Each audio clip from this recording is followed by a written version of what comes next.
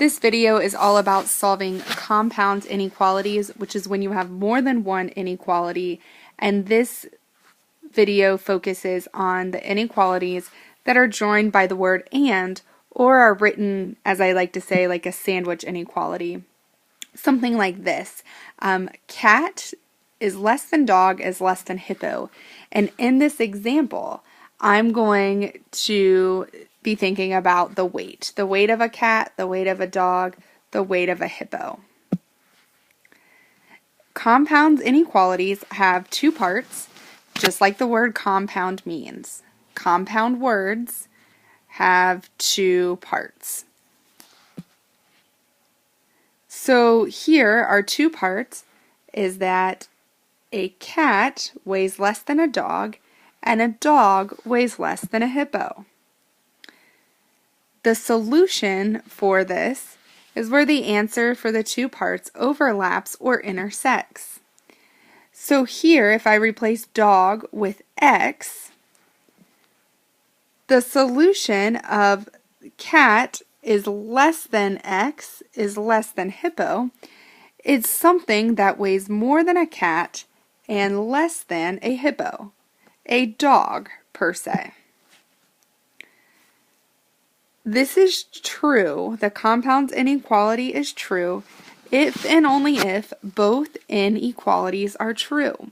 So it is true that a cat weighs less than a dog and a dog weighs less than a hippo.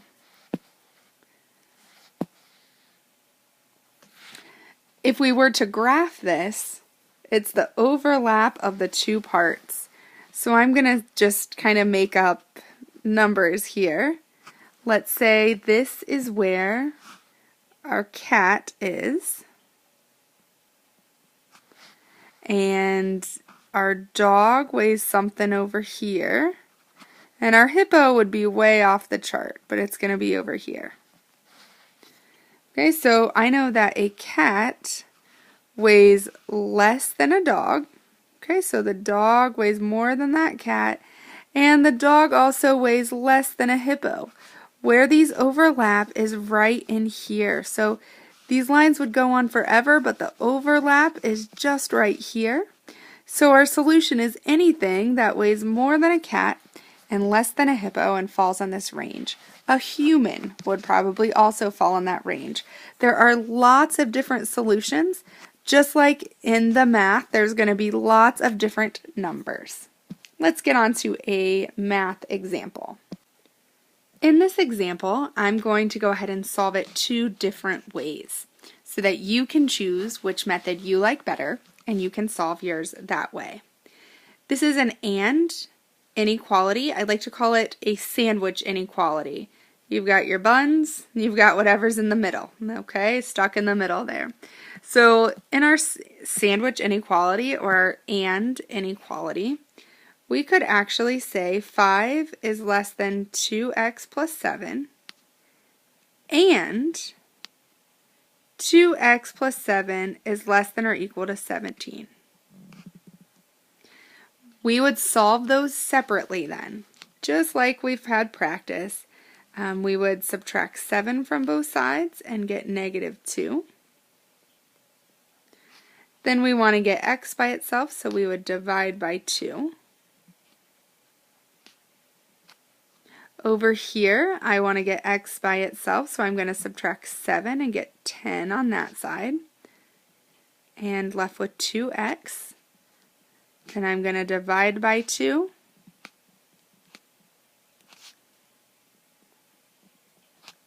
And I've got my solution here. I can leave my solution like this. That's just fine.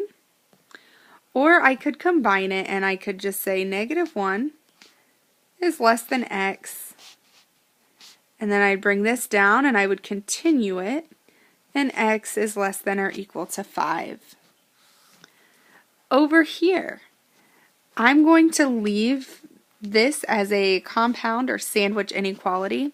But whatever I do, I'm going to do 3 times instead of just 2. Because there are 3 parts to this inequality. 1, 2, 3. So whatever I do to one part, I've got to do to the other.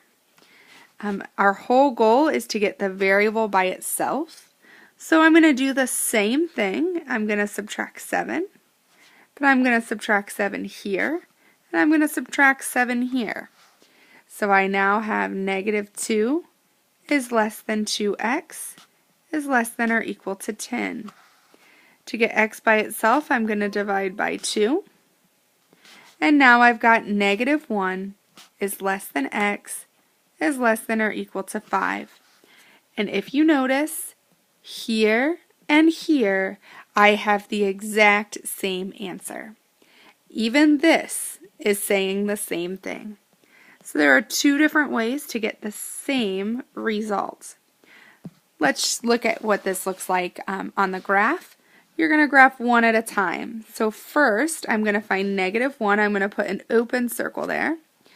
And negative 1 is less than x, which means x is somewhere over here. Now let's look at this part. And here, we've got x is less than or equal to 5. I'm going to give it a closed circle. If x is less than or equal to 5, it's everything here. So the overlap is just right here.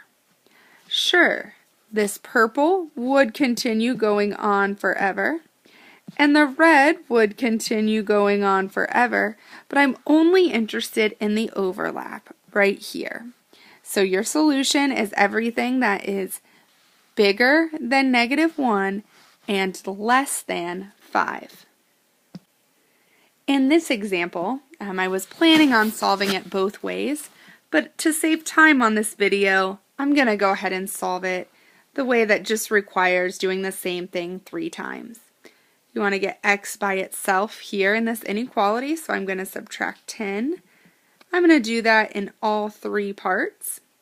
Negative 10 minus 10 gives me negative 20. I bring down my less than, my 4x, and that's gone, so now I have 24. I divide by 4, and I get negative 5 is less than x is less than 6. And just to make sure, I'm going to graph it.